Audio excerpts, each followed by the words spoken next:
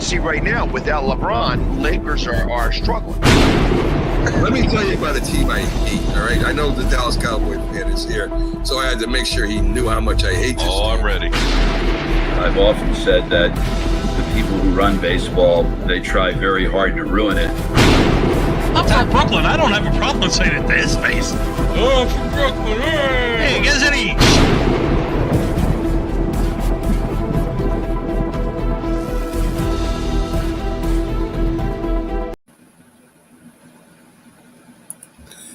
This is a presentation of Northeast Streaming Sports.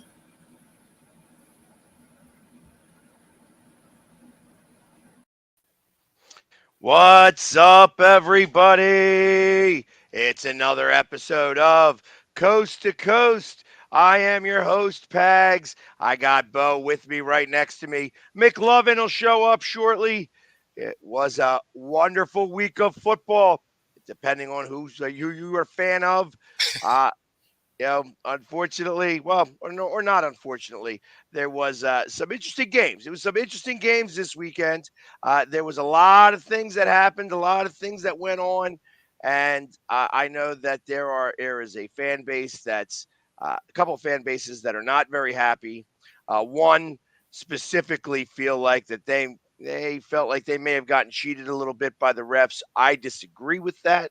I felt like the football that was being played was really good football, but other people are going to feel other things. Bo, what did you think? I mean, they were fun games. They were fun games to watch. The two teams that I thought were going to pull through didn't.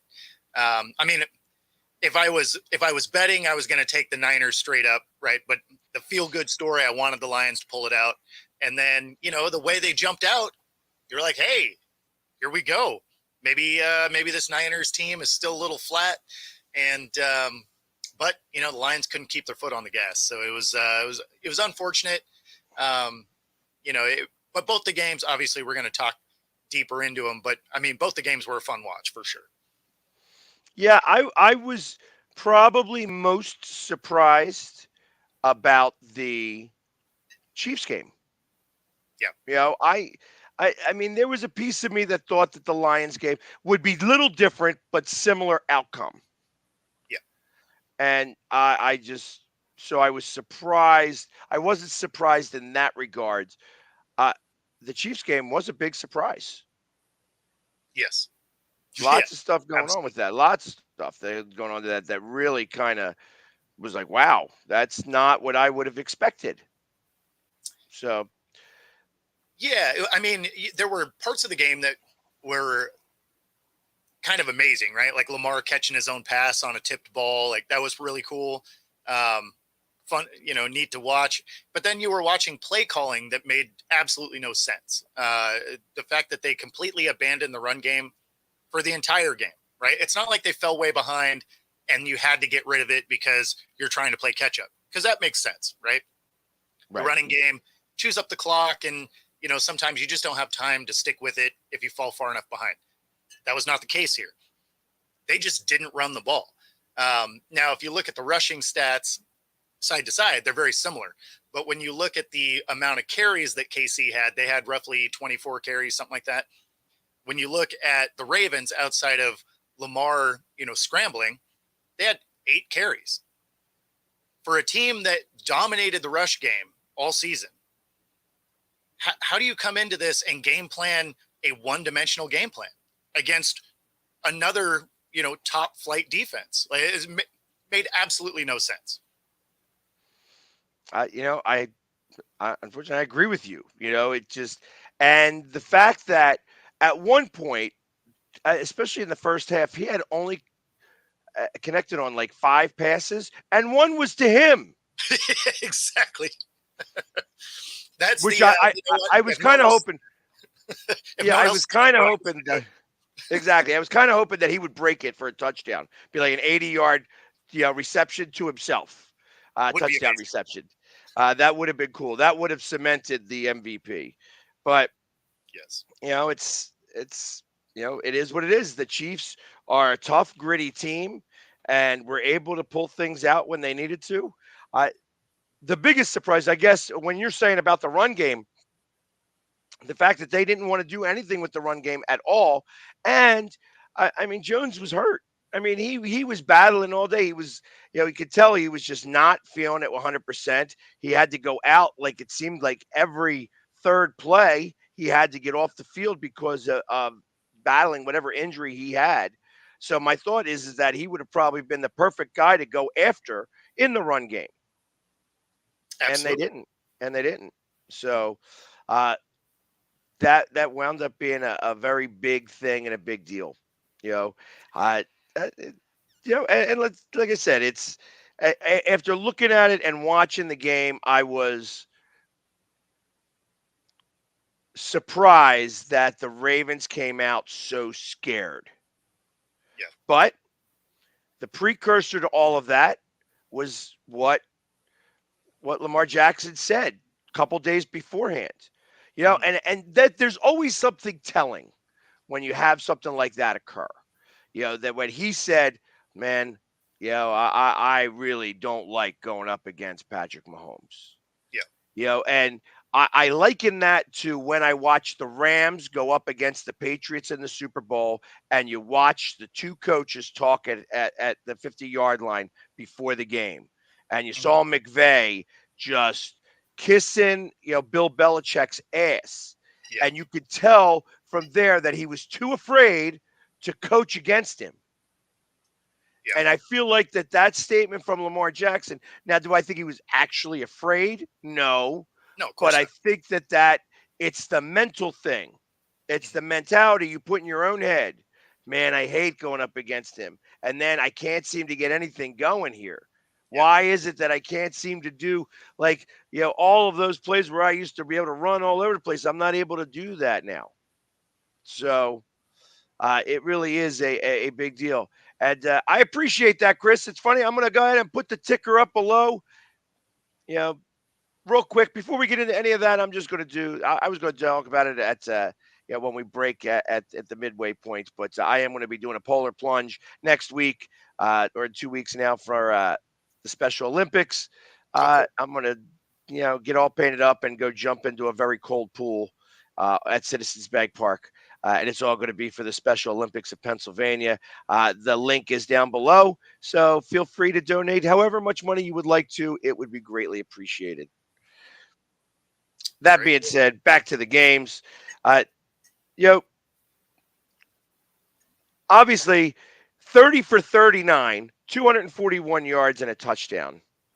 Sounds like a really great day, but Patrick Mahomes was average at best.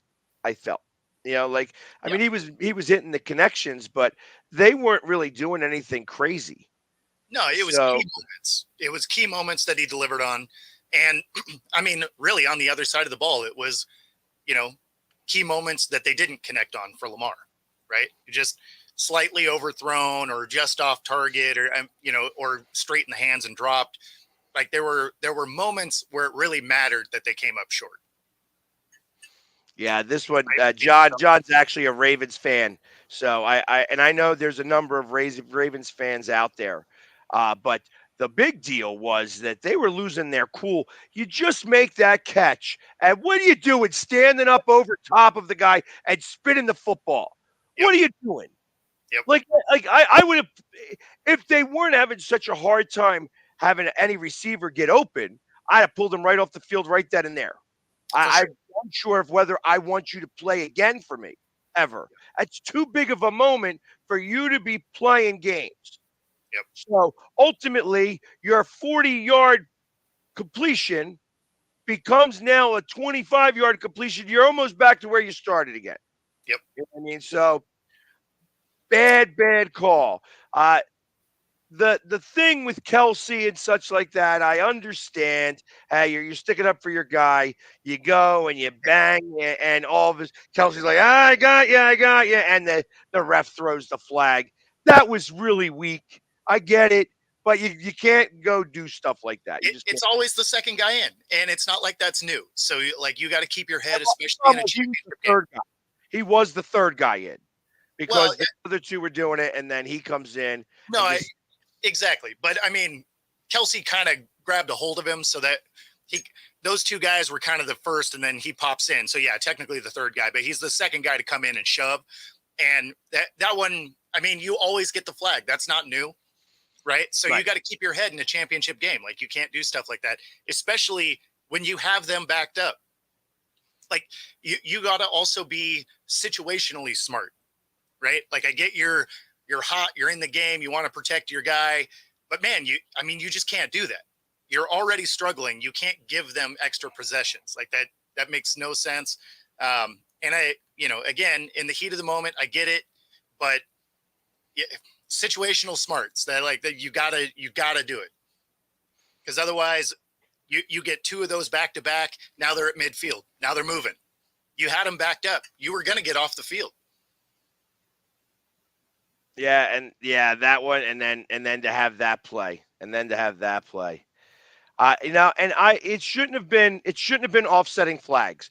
Would have been offsetting flags before 50 shows up. Number 50 shows up. He's the one that caused the problem and caused the flag.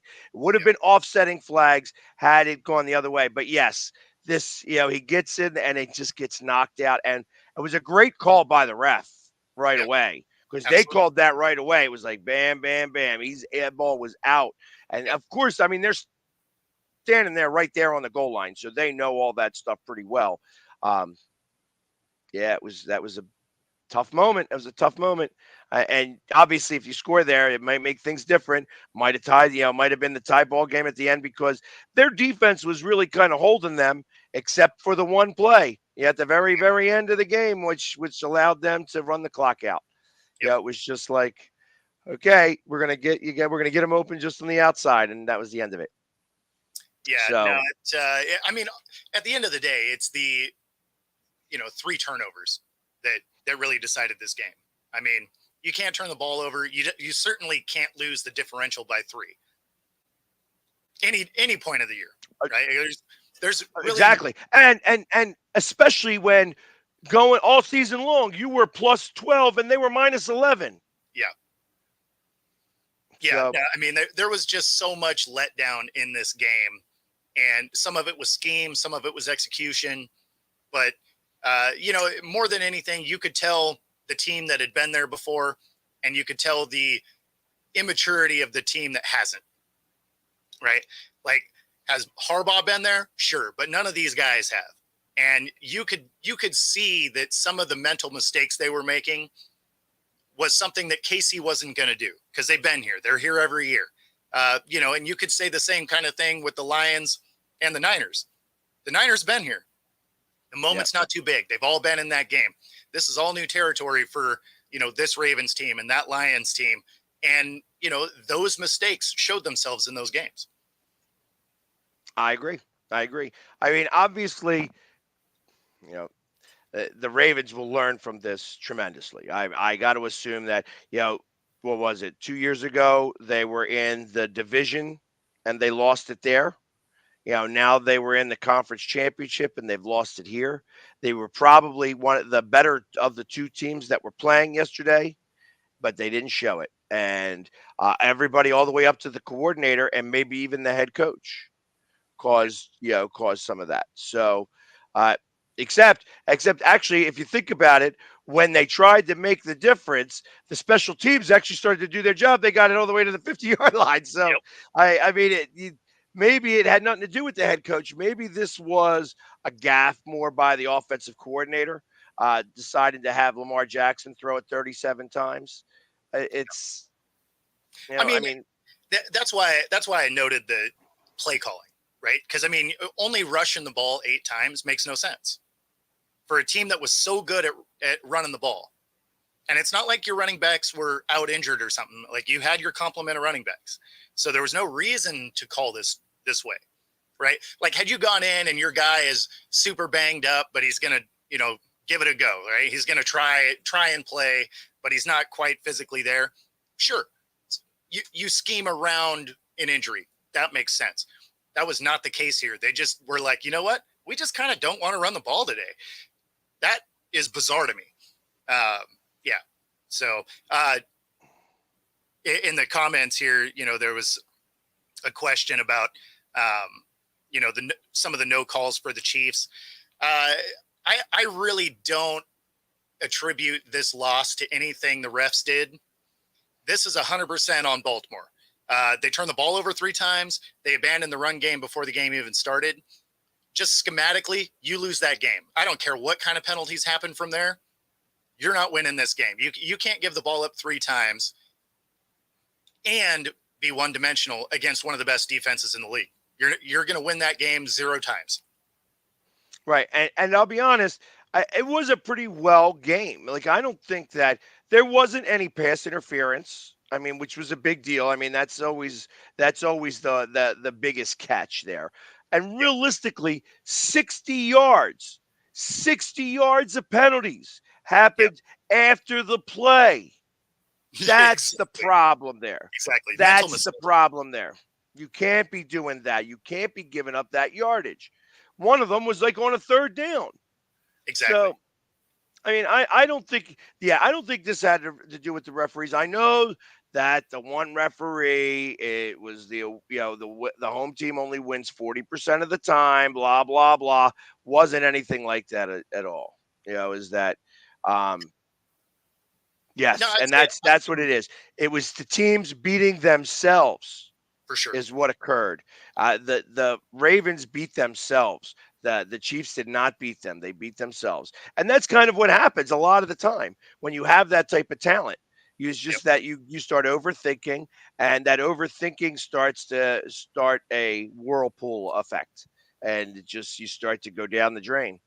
No, I mean, that's the thing that, you look at some of these OCs or DCs and you're wondering why you're deviating from what works, right? There's a reason you're in this game. You played your game, and you play your game better than anyone else. So make them stop you. If they do, then you make adjustments. But you don't make adjustments before. You don't get out of your game before you're forced to get out of your game. Go run your program, make them stop you, then adjust from there. If you come in with just like a bizarre game plan where you're abandoning half of what it is you do well, I mean, you deserve to lose that game. You know what? So listen, this is football, and yes, Kelsey was in the middle of a lot of phrase and stuff like that from the beginning of the game. They're throwing away the kicker stuff. You know what I mean? They just moved all this stuff. Which, first of all, truth of the matter is the kicker shouldn't be there right there in the first place. You know what I mean? Well, he knows the kicker's there for a reason to try to mess with the Chiefs sub, and he didn't let him mess with them. I mean, the kickers are generally out there before everybody else because they get some of their kicking and stretching in before the teams report to the field. So it looked like Tucker was just finishing up his stretching to basically get out of there. So, I mean, he probably didn't really need to throw it, but it's also why, when you saw Tucker in the video, he was just laughing. He's like, all right, I got you. Like, like it's not like it was that big of a deal. It wasn't necessary for sure. But I mean, the kickers are always out there to start, and they do a couple of test kicks on both ends of the field. So, I don't really fault him for being there. It just happened to be as their team was coming in to do their warm up and he was finishing the kicker warm up. I mean, it's not really a big deal, but it was kind of funny that it was on camera. Right. Yeah, because that's really what it came down to. And I liken that to when, San Francisco's kicker was doing it as they were running onto the field. He was out there doing his kicks and stuff like that, trying to kick off as they're coming onto the field. Like at that point, like he was kind of looking to just aim it over their heads so that they would have to duck and stuff like that. Yeah. See, something like that, if that ball hits him, also automatically, he would have probably been ejected from the game. So he was smart enough to not to do that. But that happened, 2 years ago? And, of course, the 49ers got beat that game because that was at the conference championship. And, oh, you want to taunt us? Yeah, we'll take your quarterback out. So, and at one point, I mean, going real quickly talking about that, I mean, at one point, they had the same type of sack, got his hand the same exact way. Yeah. With Purdy. So I got to imagine he probably thought about that for a second. It was like, whoa, you know what I mean? Yeah, I mean, I would have, I mean, anybody would have. I gotta imagine. You were knocked out for that game, and the whole offseason you were rehabbing that, so it might have been a big deal. But Yep. I, I they said it was obviously a very defensive game, for this first one. It went under, of course, because when Yep. you only score 27 points, that's always an under because there's never any over under that's going to be, Not that low. Mm-mm. yeah, not Certainly, 33. certainly It was 40. It counting was the lead 43 today. and a half. But bad interception. Bad interception by Lamar Jackson. Yes. What was he doing? What was he looking at? It's Three triple guys coverage. right there. Yeah. Yeah. Triple coverage was insane. And there was no shot. Like, dude was blanketed. There was even Calvin Johnson probably isn't making that catch because, I mean, when you're bracketed the way that guy was, and then you got that third guy running right underneath, there's no way. There's no way you're making that play. Right. I agree. And it's a shame. It's a shame, but that's what it is. That's what it is. So ultimately, the Chiefs make it back to the Super Bowl. Crazy. Again, what's it? The third time in 4 years, and And 6 AFC championships in a row. Appearances. yeah. Appearances. Well, Which is and what which is was it? crazy. It was 9 for the Patriots, right? So 9 is the record. Yeah, I think what's crazy about it for this is he's never missed one as a starter yet. That's a amazing stat. That is an amazing stat. Wow. But 6 in a row. 6 in a row. And of course the first one away. So can't be saying that anymore either. That this is going to be his first one away from home, and it may have a whole different scenario. Yep. Listen, winners. That's what winners do. Winners win. Yep. So new location, same Mahomes. exactly. But like I said, I kind of feel that this was done. This was lost by Lamar Jackson before the game even started, when he said, "Hey, I can't. I hate playing against him. I hate playing against him." Yeah. And on the biggest stage, you can't give that chink in the armor. No. I mean, that's bulletin board fodder for the other team just to taunt you. Absolutely. So I got to imagine if I was on defense, I'd be saying every game, "Oh, so you don't want to go up against Mahomes? Well, you ain't got to see Mahomes. You're going to see my face all day long." You know what I mean? Like, that's stuff like that I would be saying and taunting all day long. So I got to imagine that it was tough. It was a tough thing for him to deal with. And ultimately, it ended with a loss. So if you're Lamar Jackson, how are you feeling today? Well, I mean, you got to be disappointed, right? Like you had the tools. So I mean, obviously you're going to do some self-reflection of things that you missed. Like he had a couple of them that were up the sideline that he just straight overthrew a little bit. Could have been something there. It was tight coverage anyway, so you can't say for sure that they would have been caught. But I mean, at the end of the day, you're going to be bummed out about the loss, but at this point, you got to move on and start looking to next year. That's all you got. Yeah, I mean, it's like it always makes me wonder how hard, especially somebody like Lamar Jackson, who is like he's been there here a couple of times. He is, probably going to win the MVP again this year. You know what I mean? He did this 2 years ago where he won the MVP and lost in the playoffs. And now you're not going to another Super Bowl. And ultimately, it's like, all right, you lost to the guy who's been there all these times. So I guess you could say it's been a learning experience. However, it's.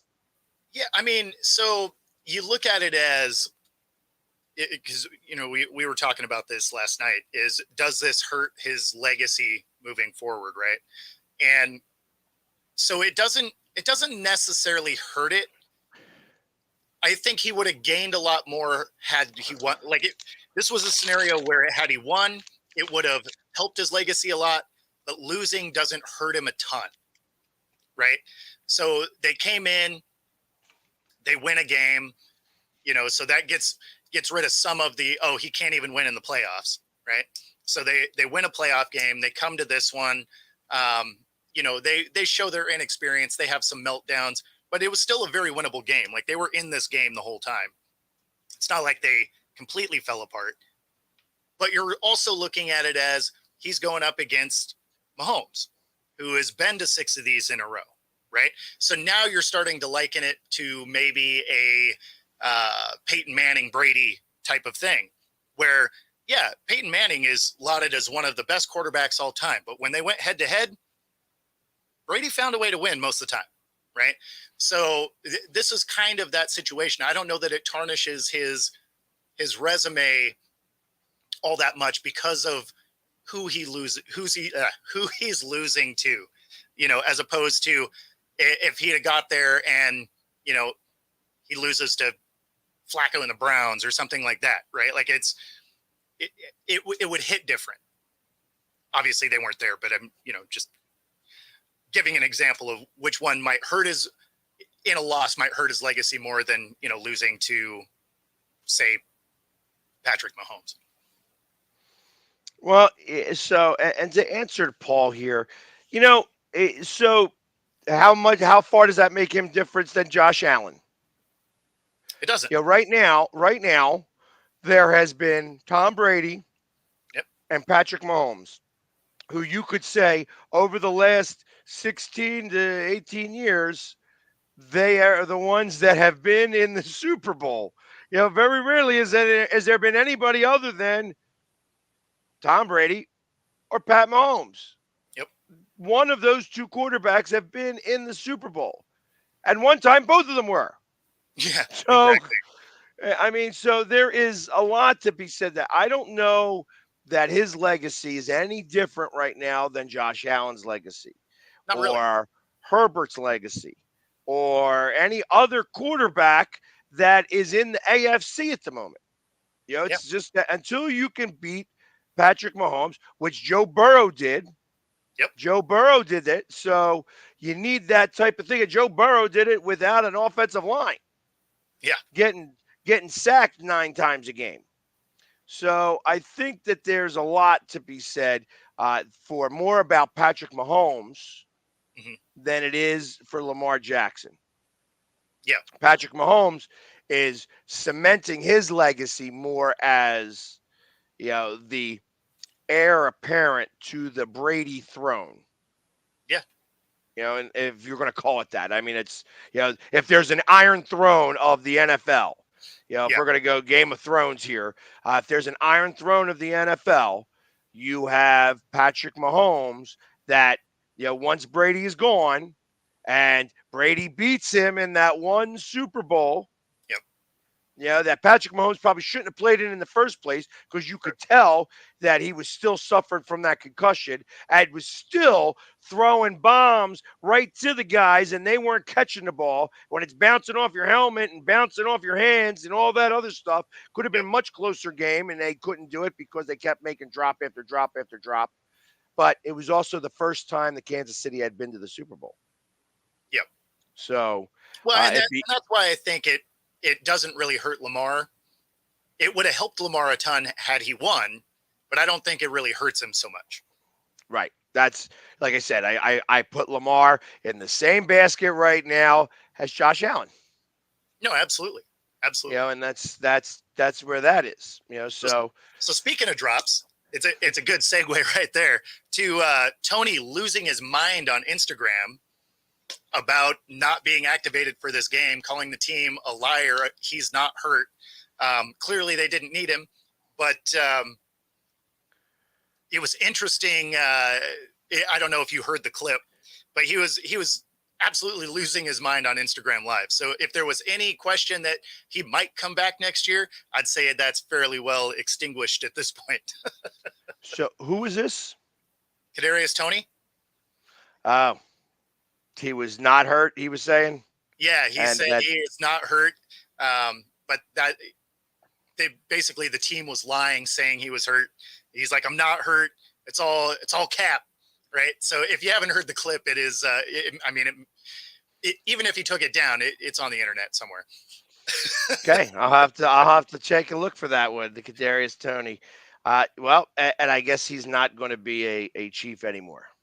I would bet not, especially after losing your mind like that. But he's been a clean, they said he was hurt, but according to him, he's been a clean scratch the last couple weeks. So you can pretty much bet money he's not going to play in the Super Bowl. But moving forward, I think he had a 1-year deal anyway. So I'm guessing after that they're probably not bringing him back, especially since he dropped balls all year, lines up offsides. It mostly been a liability on the roster. So Right, and it's not like they needed him. That is correct. exactly. So, and all right, I guess we got to give a little bit of credence to this question. Does Taylor Swift help the two of them connect the way that they did in the past? Let's be for real. I mean, first His off, stats I don't know that are good when she's there. Swift. Hey, he had 11 targets, 11 receptions, 116 yards, and a touchdown. Yeah. Especially that first one was an amazing touchdown. I guess, like I said, it just the way that all occurred. Does it help? I guess it doesn't hurt. You know? I mean, I don't know. Like if you're trying to show out for someone in the stands, I mean, I get it. Like maybe it does help elevate your game, get you a little more focused. I don't know, but it has been hilarious listening to people losing their mind about Taylor Swift, though.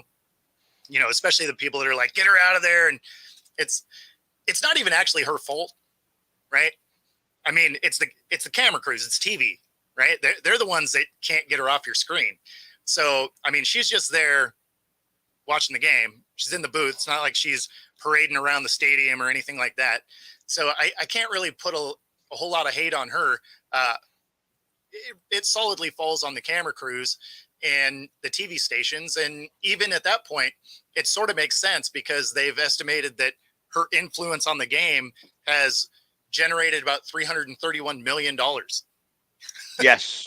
So the NFL isn't going to shy away from this. They're going to lean into it. They're going to be like, yeah, keep the money flowing in. That's free advertising.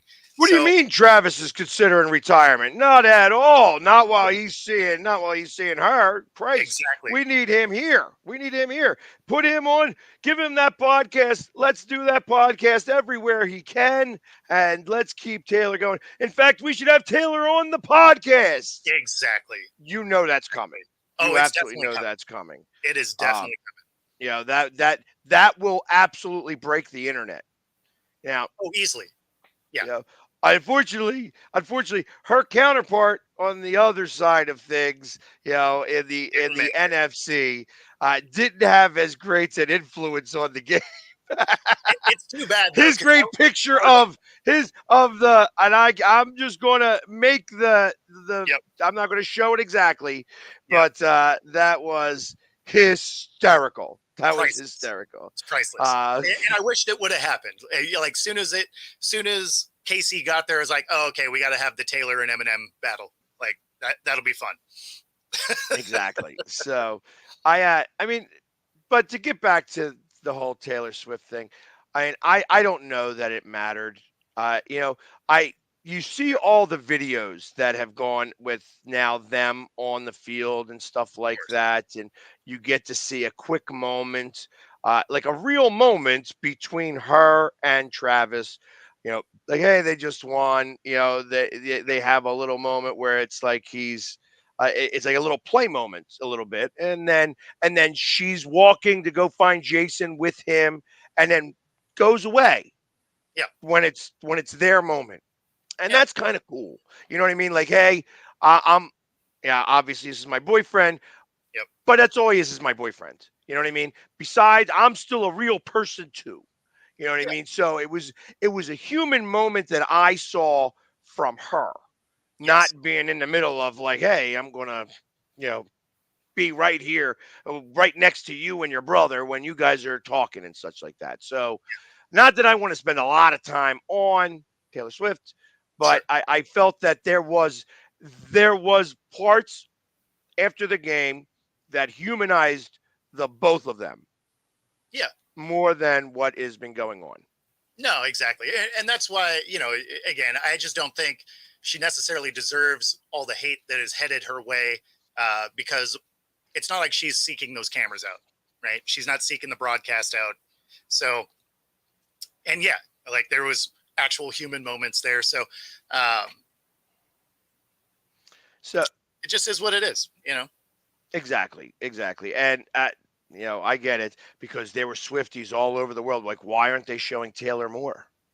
Yeah, I You know. know, I know. Well, because you're tuning into a football game. It's right? weird. Well, but it was. I liked how the NFL did it. Like once they started to get way too many of them, they Yeah. showed her for the 10 seconds and then took her off, and then that was the last time they showed her. Yeah. So it was like everybody, it all calmed down, and then ultimately they showed her at the end of the game Yeah. because they Well, did keep the focus on the football team. that's because at the beginning of the game, if you were playing the Taylor drinking game, you were already in an ambulance by the time halftime came. There you go. So and you know that there were many people playing that game. For sure. I was playing the Jason Kelsey game, and I didn't get a drink all day. Yeah, So, I was a little surprised. Didn't see him at all. I I'm think. sure his wife was like, absolutely not.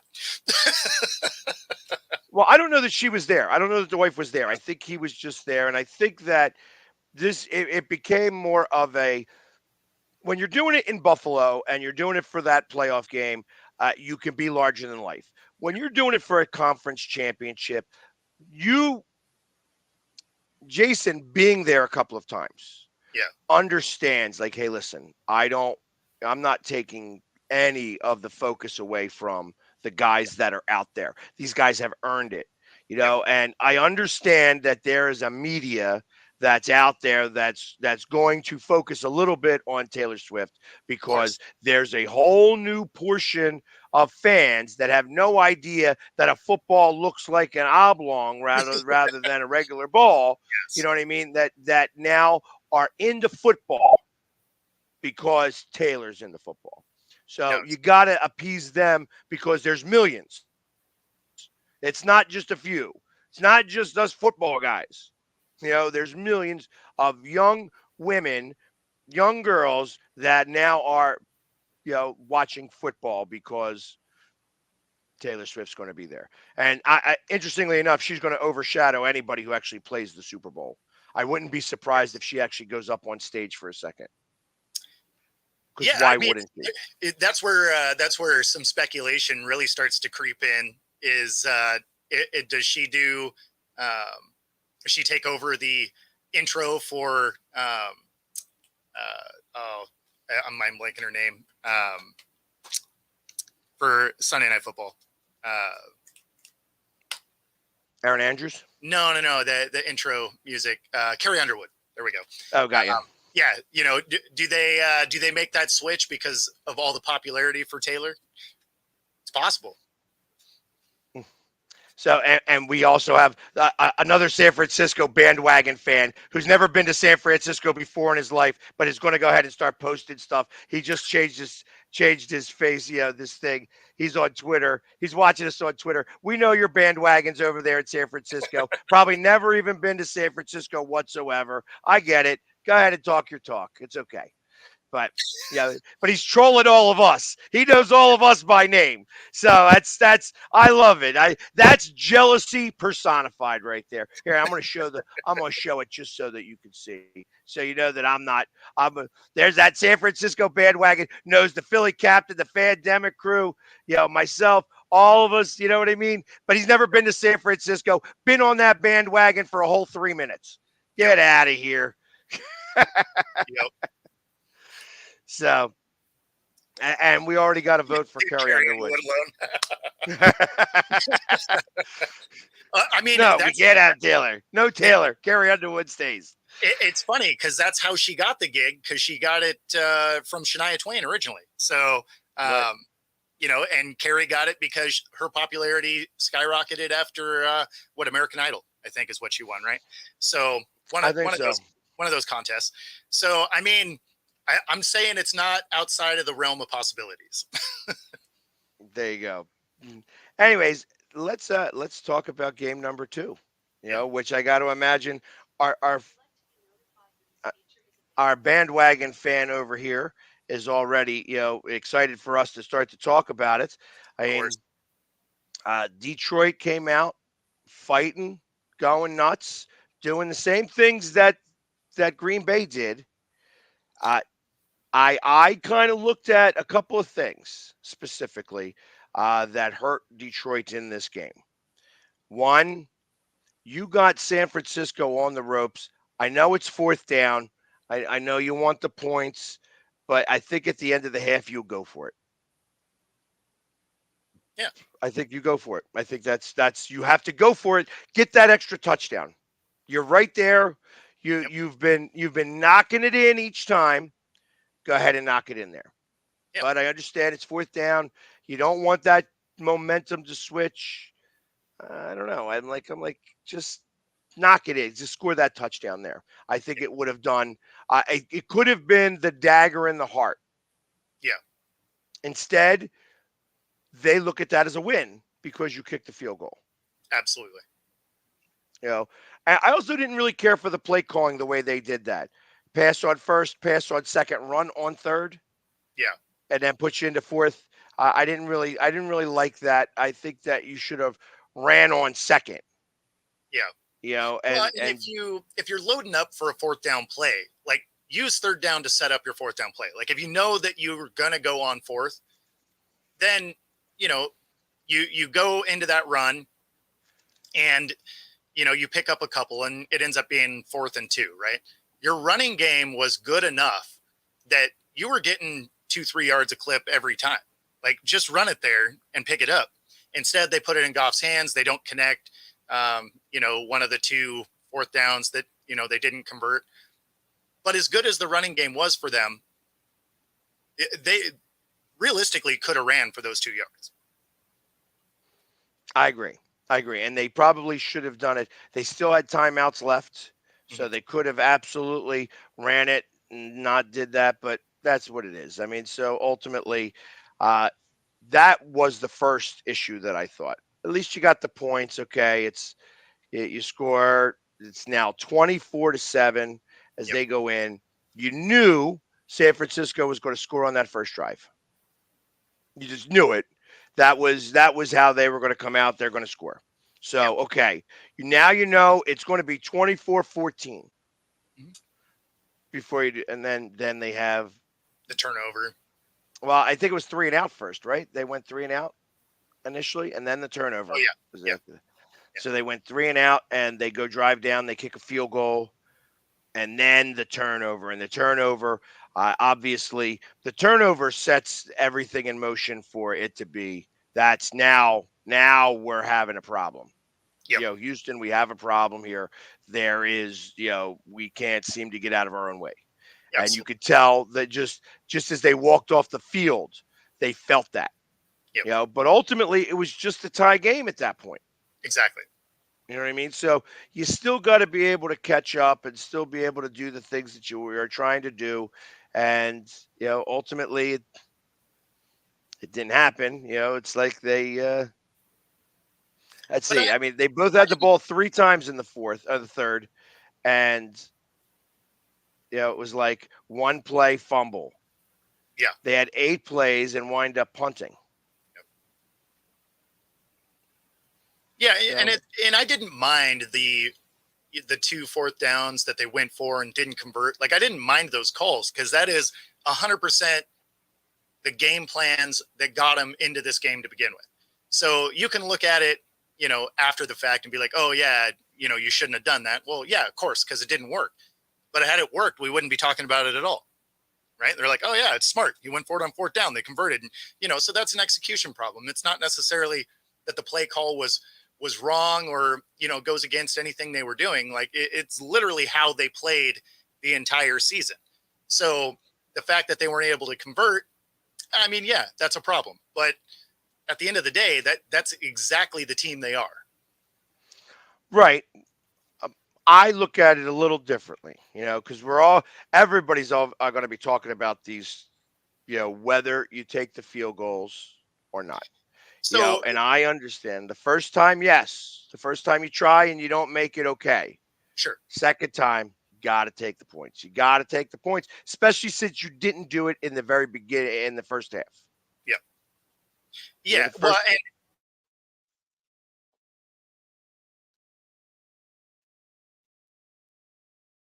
is it you or me that's stuck?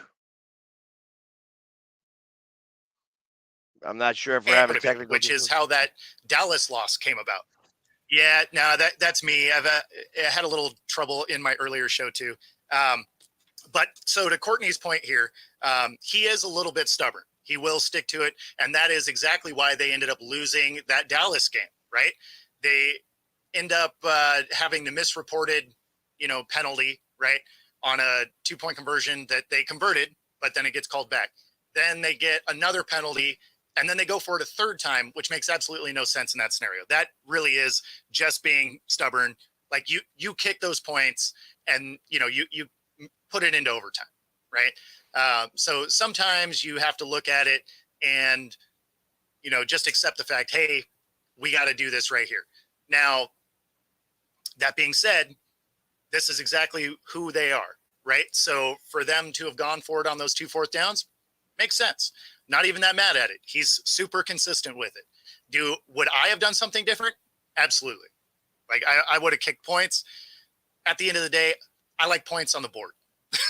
So I'm not quite as high risk when it comes to fourth down. Like if it's 4th and 1, sure, there's a bunch of those I'd try for. Not so much on my side of the field. You can really swing a game the wrong direction real fast doing that, and we've seen a ton of that this season. But if you're kind of midfield, you're 4th and 1, yeah, I'm probably going to go for that. Try my luck at it. But if I'm in field goal range, I like the points. Like, could I go pick one up if it's 4th and 3 because the analytics say you should? Yeah, hypothetically. But what points they can't take away from me is the 3 I just put on the board. So I view it a little differently, but I also wasn't in a NFC championship game yesterday. So it only carries so much weight. Well, and I agree. I think that, like I said, you when you miss that first time on 4th and 3 or 4th and 4, the second time, especially when you're down by 3 points, Yes. you've just had them score 20 unanswered points. Yep. Stop the unanswered. Now Yep. you've answered. At least you got 3. So that's where I kind of feel like he should have done a little different. And ultimately, they would have been able to maybe tie the game up. Yeah. And even if they did, I think ultimately they still lose. I agree.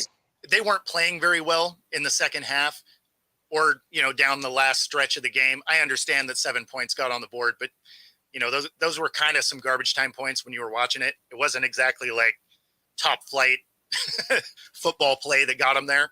So Right. had they gone into overtime, the momentum was still really, on the other side of the ball. So I think ultimately they probably would have lost. But yeah, I mean, I would have taken the points there.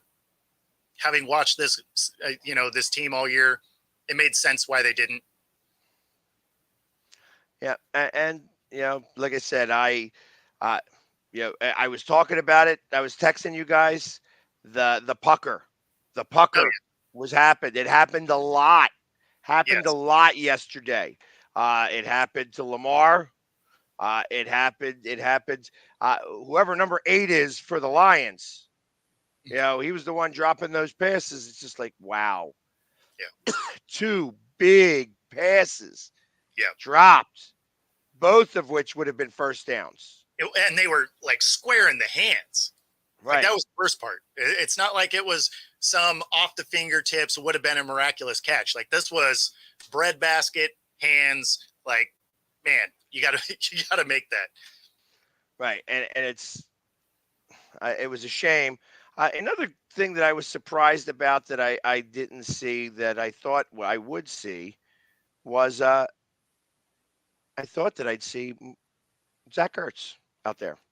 I thought that he may have been able to give you a wrinkle that uh, They didn't know. And now maybe it's because they didn't really trust his blocking ability, and they like tight ends to block. They were doing a lot of different big sets out Yeah. there. But I thought that he might have been worthwhile, but he might have gotten there too late. That might have been so. You know what? Again, it showed the grit and resolve of San Francisco.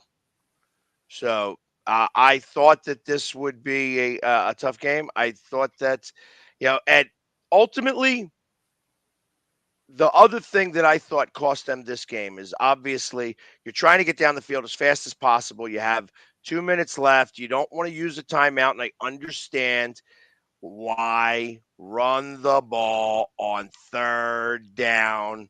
at the end zone. Now you're forced to use that timeout. Yep. You could have gotten the ball back. We saw last year, 2 years ago, 13 seconds on the clock, enough room to get a field goal. Yep. I mean, of course they had timeouts to be able to do that. So you would have to do it a little differently, Yep. but you could have gotten the field goal. You could have gotten it. And ultimately you had to use one of your timeouts, and that forced you to have to not be able to get the ball back again. Yep. Well, and So and they were kind of slow on the ball anyway. Like even when they were getting some of those plays across the middle, down that drive, like the guys weren't hustling back like you normally would see them in a, you know, 2-minute drill without having timeouts, right? You're like, nobody's like on the ball, like, let's go. It was like people were just kind of jogging back. It's like, man, you guys are barbecuing the clock here. Like, and him let's doing this, go. 4 seconds, Yeah. 4 seconds wasted off the clock by him doing this. Yep. Like, come on. Don't they know? Don't they know that this is whatever this is? Yes, we're going. Let's go. You know what I mean? Yeah. That was, yeah, I felt that there was a lack of Urgency. urgency, correct? Yeah. Yeah. No, Big lack of it. yeah. No, and Rob's right. No anytime touchdown bet for Ertz. So if you put some of that pizza money on it, you definitely lost it. Hey, listen, it wasn't even available. No, exactly. Exactly. Was not even available. You couldn't even get it. Yep. So you didn't lose any money because you couldn't bet it. Yeah, that's true. You wouldn't have been able to bet it. That's true. So, um, I do know some people that got the anytime touchdown or the first touchdown by Kelsey. There were a number of people in my living room that did hit that bet, and Nice. of course, the guy next to me at the bar was you know he's an Eagles fan, but he's got the 49ers in a pool, a pick'em pool that he spent $200 on. So he's like cheering for the Niners. And of Yeah. course, I got to match him trying to cheer for the fans of Detroit. Like, yeah, yeah, because it looked like for a minute that they were going to come back in the fourth quarter. All of a sudden, they start sacking him. And I'm like, Yeah. okay, this could be the turnaround that we're looking for. And it just didn't happen. You know what I mean? And congratulations to the 49ers, because like I said, this was a grit. This was a gritty win. Yep. And it's going to be interesting because I wouldn't be surprised to see the Super Bowl have a very similar tone to what has happened so far the first couple of games of the playoffs for the 49ers, Yeah. where they have gotten down and have to come back in the second half. Now, obviously, we're talking about Patrick Mahomes here, so coming back on him would absolutely be a feat, you know. That's for But sure. you know, uh, but I also got to give definitely a lot more to Purdy. He put the team on his back for those runs. I mean, he ran 5 times for 48 yards. Yeah. Do you remember seeing him run at all? Not really. Not really. A couple of those runs, you were like, oh, that was actually pretty impressive for him to extend the play the way he did. Yeah. So, I mean, that was great to watch him do that. I think he does end up with a lot of unfair hate sent his way as well. Do I think he is, some overly elite quarterback or anything like that? No, I mean, I don't. But I don't think he quite earns the hate that he gets either. And like I said, he had a fairly average game. Yeah. 20 for 31, a touchdown, an interception, was sacked twice, back to back, actually, which was kind of interesting there. Yep. And as longest pass was a 51-yard deflection. Think about that being an interception instead of being a reception. And like I said, was close to being a touchdown. I mean, he almost did, almost didn't even get his hand on him. He Yep. touched him right as that ball touched his hand a little bit. Exactly. But that's why Ayuk is an all-pro. You know what I mean? Absolutely. So, Absolutely. he kept the focus. He got the ball. Yep. And now they're there. They scored a touchdown. McCaffrey scores a touchdown. McCaffrey, who had 38 yards going into the fourth quarter, winds up at 90. Yeah. Yeah. No, and Courtney, you're not wrong. He's not a better athlete than Lamar. No, I don't think anybody's trying to say he is. Right. And like I said, I don't remember watching any play where Brock, I'm sure he did at some point this year, run for, a first down or something like that, get out of the pocket and run for it. Yep. But ultimately, all season long, I did not see that. You didn't ever look for him to maybe, take off. So the fact that he did that, and in two big spots, two monster spots, he got the first down on third down. Yep. So those are big deals. So yes, he is not Lamar Jackson. But it actually makes those runs a little more impressive because he's not Lamar Jackson. He's not overly fast. So for him to be able to fit through those gaps and go and make the play and get the first down was impressive because he's not super fast. Like, he's not that elite athlete. He's just, he's not built that way, but he made smart decisions.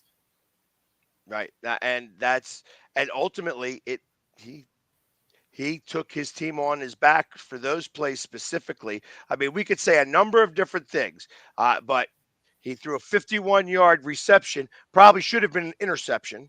Would have been better as a punt. But literally, gets that reception. You know what I mean? It wasn't just the dink and dunks and the yards after catch this game. He did have to throw downfield. Yep. So he got that 51-yard reception. He was able to do different things this game that he hadn't done before. Yep. And you knew that you could throw on Detroit. That was the one thing that you knew that you could do. You could pass on Detroit's defense. Well, and you throw long because short passes are actually a little bit harder. Their linebacking core is pretty solid. Like they do pretty good in coverage. Like, it's their secondary that's the biggest thing. So even if you aren't used to throwing long, that's where your shots are against this Detroit team. So he was going to have to throw long regardless, because the stuff down below was actually going to be harder than some of the longer stuff. Yeah. So it was a very entertaining game. Again, I like the fact that the refs did not have really any factor in this game whatsoever. The only play I thought that there should have been pass interference would have been offensive pass interference when it should have been an interception. Yep. And again, he hit him way early, but you don't ever call it that way. You never call it that way. It's funny, when we were watching it, that was the first thing I said. I was like, that's OPI. And then, obviously they didn't call it, but yeah, and then they replay it, and it was even more egregious than when you saw it in real time. You're just like, right.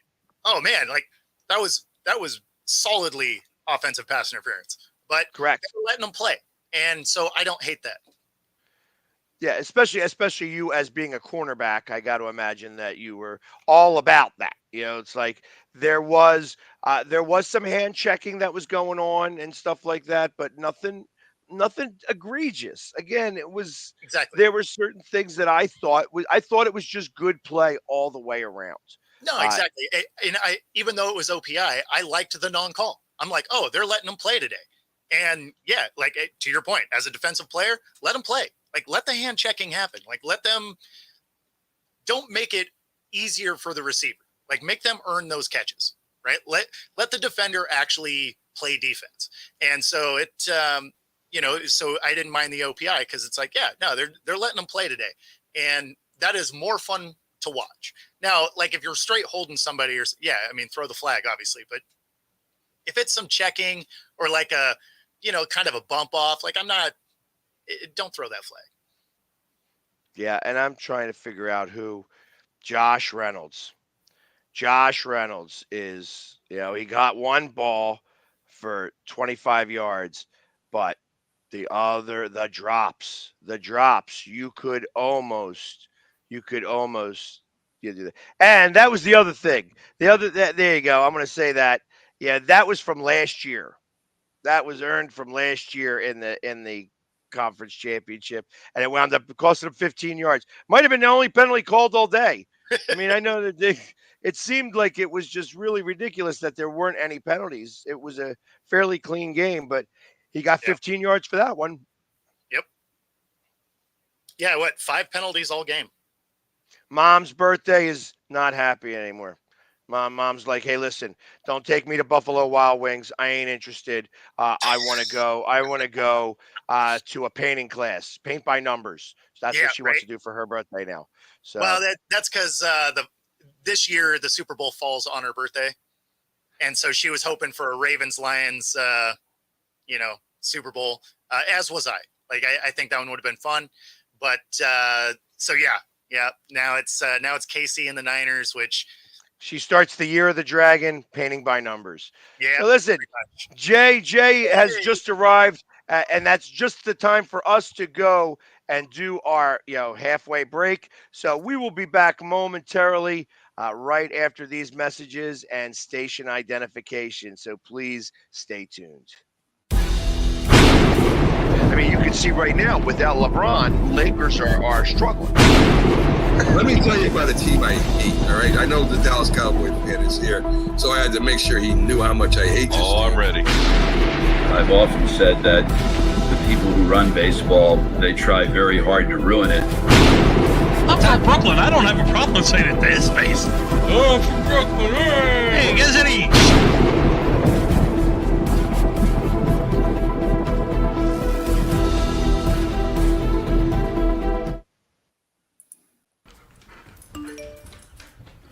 Trisha's having a sleepover tonight. Can I go? I wonder about Lucy's friends. What should I say? I know you're only 10, but one of these days a friend will offer you a drink. And alcohol at your age can lead to so many things. None of them good. So can I go to the sleepover? Lucy, I want you to promise me I something. finished my homework. Bigger promise. If there's any drinking, I want you to say, no thanks, not my thing. Mom. I promise you. Your real friends won't care. Deal? Sure. Really? I promise, Mom. They really do hear you. Did you pack your toothbrush? For tips on how to start the talk, visit underagedrinking.samhsa.gov. A public service message from the Substance Abuse and Mental Health Services Administration. Supporting the needs of our veterans. That's the goal of all of us at Team AmVets. Like Mitch, Carlos, and Kevin from our Welcome Home team that brings furniture to our vets. We are Team AmVets. Or Linda from our thrift stores who brings you great bargains every day. I am Team AmVets. And John, who picks up your thrift store donations that support California veterans programs. I am Team AmVets. Visit our website or Team AmVets thrift store to donate or shop today. Join the team! This is a presentation of Northeast Streaming Sports.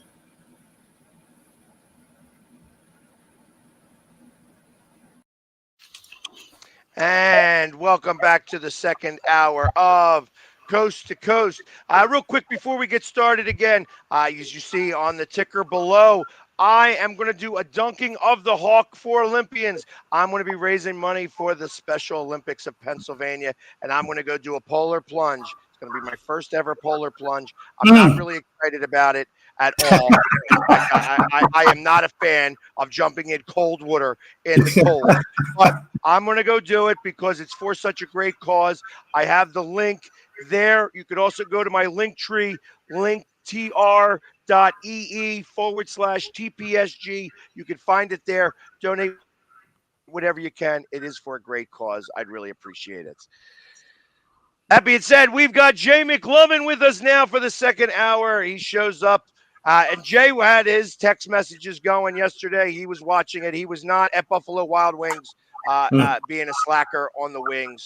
He was there at home I watching did this order game. them at halftime. I ordered them at halftime. That's usually when I order food. Is I wait till halfway through.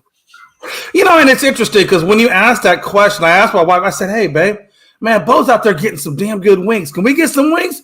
No, you're gonna get barbecue ribs, and you're gonna like it.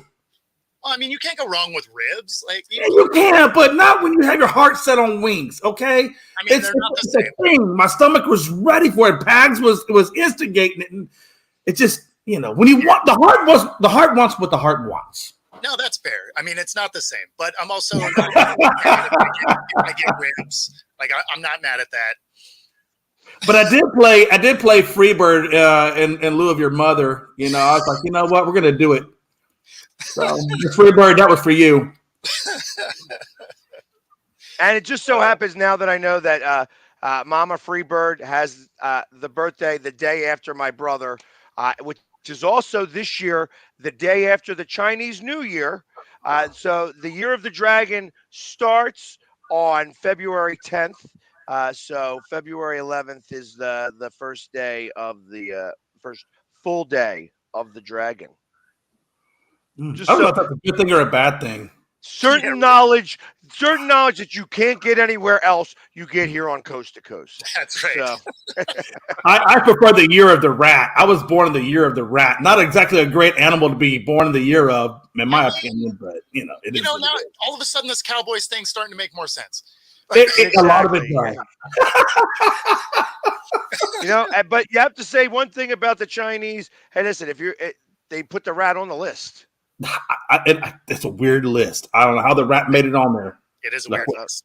It is a weird list, but anyways. So, and Courtney, today is your birthday. Happy birthday to you, Courtney. I wish you the best on your Happy birthday, Courtney. Happy birthday. What were you in the Year of the Rat? I hope not. But maybe. You never know. I think it's once every 12 years. Once every 12 years, the Year of the Rat comes back. At least I don't know. I'm not Chinese, so I don't know. I just knew that the Chinese New Year started on February 10th this year. So, anyways, McLovin, the first game, you didn't really have a lot to say. I mean, it was a little bit of back and forth. Obviously, there was, the Chiefs' defense came to play. The Ravens' defense came to play. And Lamar Jackson looked like he was doing some stuff for a minute, but ultimately did not. I really thought Taylor Swift was going to be the downfall for Kelsey, but now I'm starting to think that maybe that's just a good luck charm. It's weird. Yeah, I mean, 11 targets, 11 receptions, 116 yards, and a touchdown. Yeah. And I think he rushed. I think he also had a rush for 5 yards. So, I mean, it's was an interesting game for him.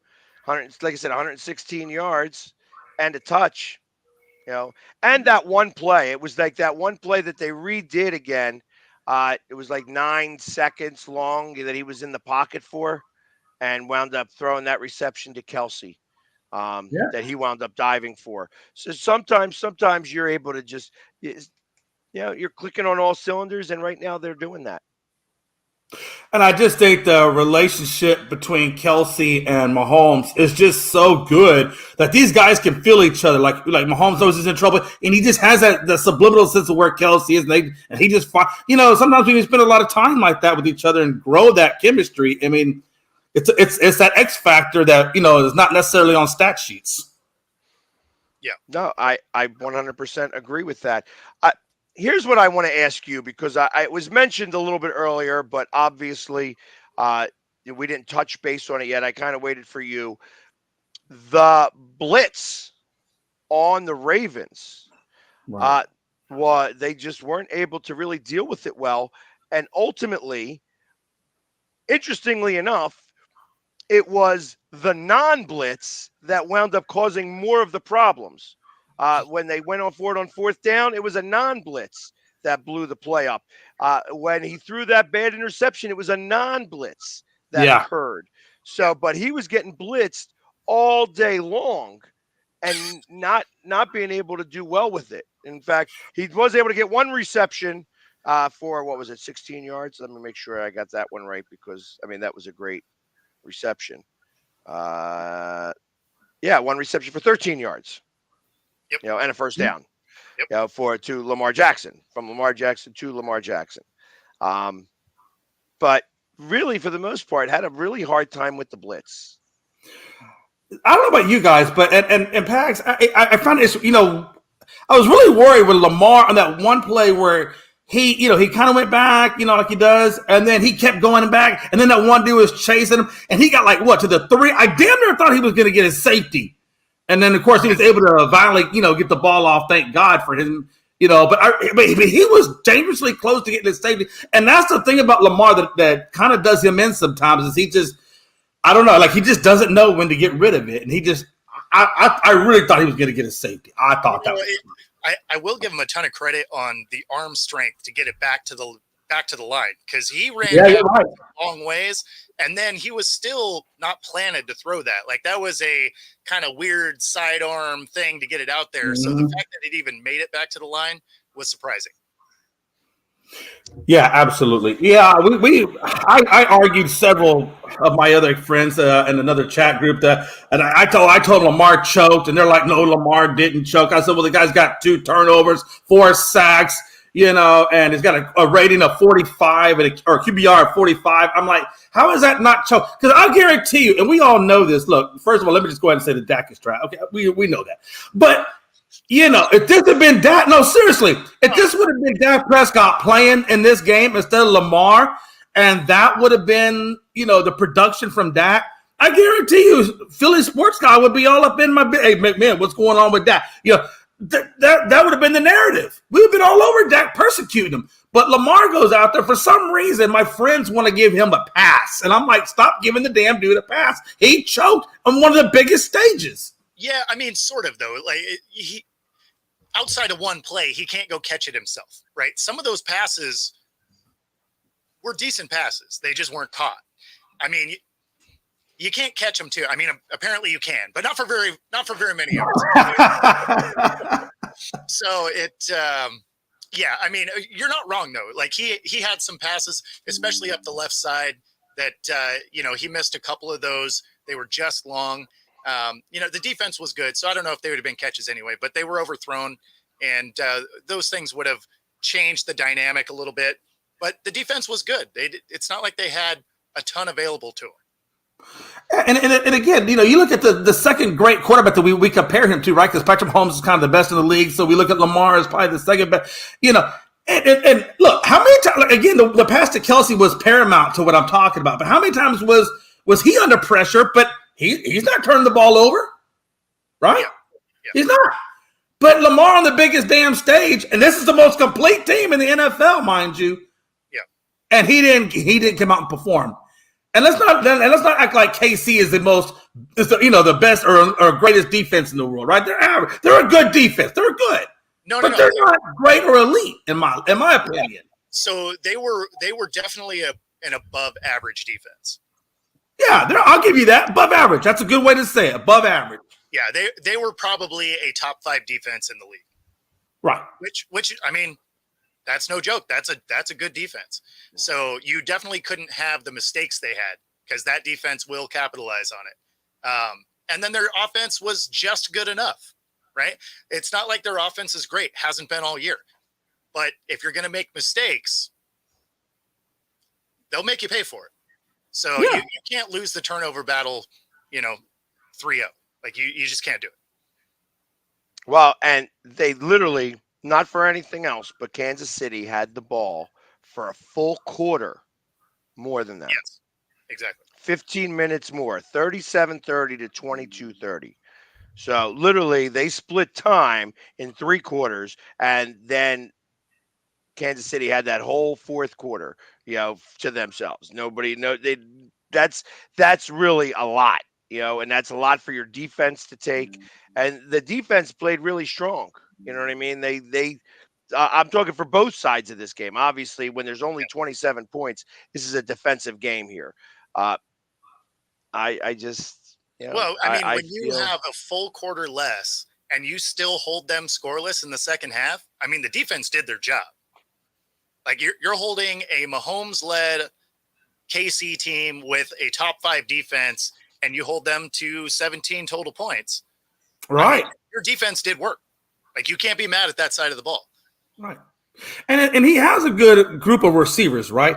And when you got a QBR of 45 and you got an overall rating of 75,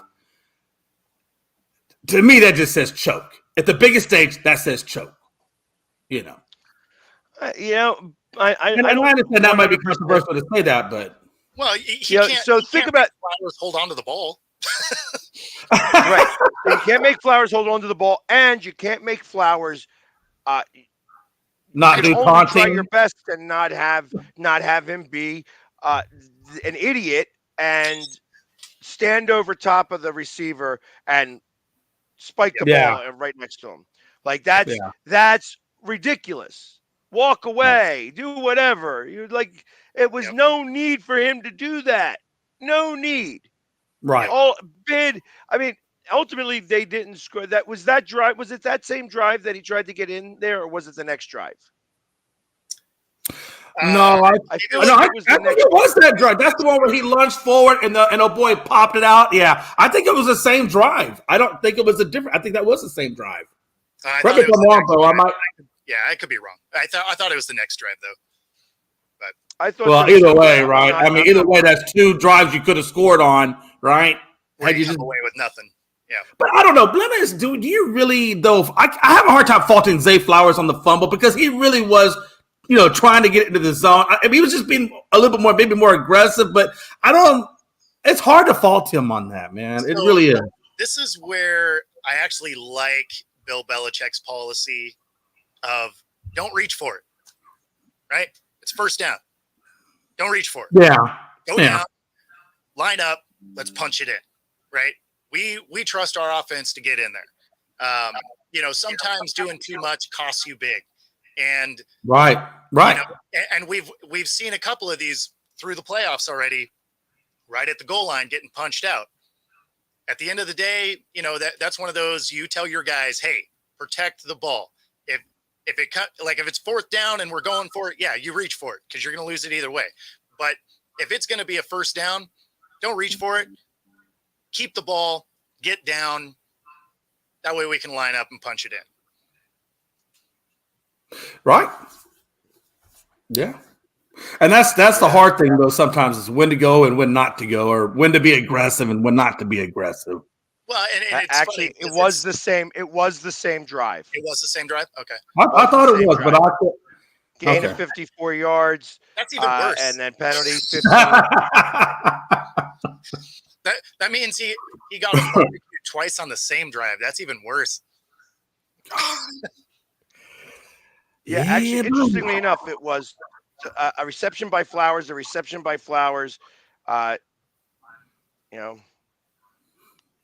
catch by Art Bateman at the 14, gain of 2 yards, nope. And then the last play was the recovered by Trent McDuffie at the 0 after a reception by Flowers. So 3 of the 4 passes Flowers caught in that drive.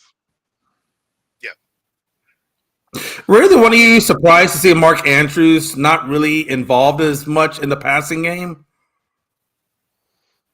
No, I did not. I was not surprised with that. Okay. I thought that he was going to be more of a on the opposite side. I thought Debo would be very similar to Flowers. I didn't think that he was going to play as much of a part for the 49ers as he I didn't either. So I didn't either. I'm surprised at that in comparison. But I expected Flowers not to really, or not Flowers. Mark Andrews. Yeah, Andrews to really be able to be much of anything. 2 catches for 15 yards. That was really all he was going to be good for. I didn't think, I thought he was going to be more of a decoy. Yeah, because you don't want to get him beat up, right? Like he's hurrying to get back. Don't put him in harm's way, but have him out there so you have to account for him. Right. And interestingly enough, like I thought, I thought Nelson Aguilar should have been used a little bit better. I think Odell Beckham could have been used a little bit better.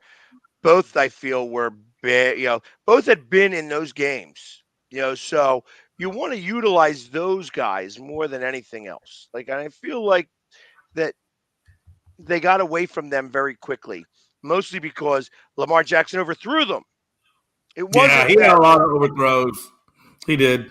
he was a little heavy on his hand. Uh, Yeah. these games, and so unfortunately, like I said, Flowers got 115 yards. I guess you only count 100 because he got a 15-yard penalty.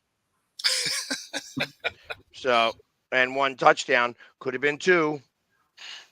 I'm really surprised the Ravens did not run the ball very much at all. Only 16 rushing attempts. Well, I don't even count Lamar's because those are mostly like him scrambling. So it was really only 8 actual carries.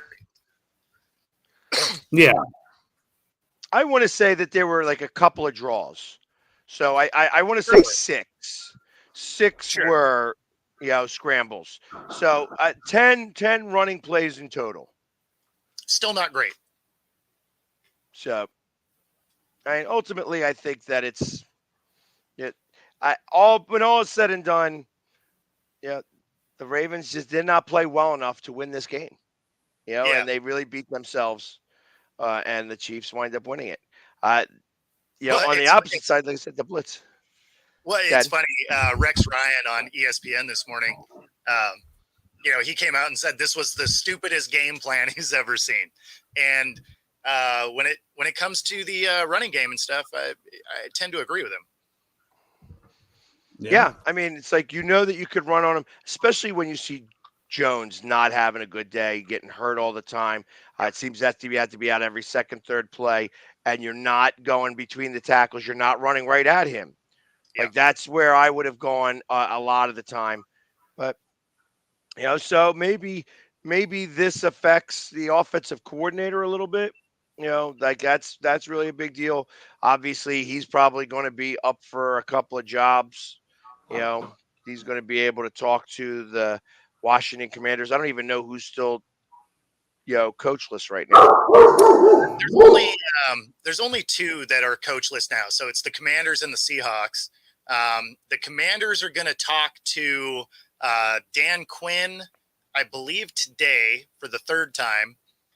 And now they're going to get a talk to Ben Johnson and Mike McDonald. And that is exactly what the Seahawks are going to do.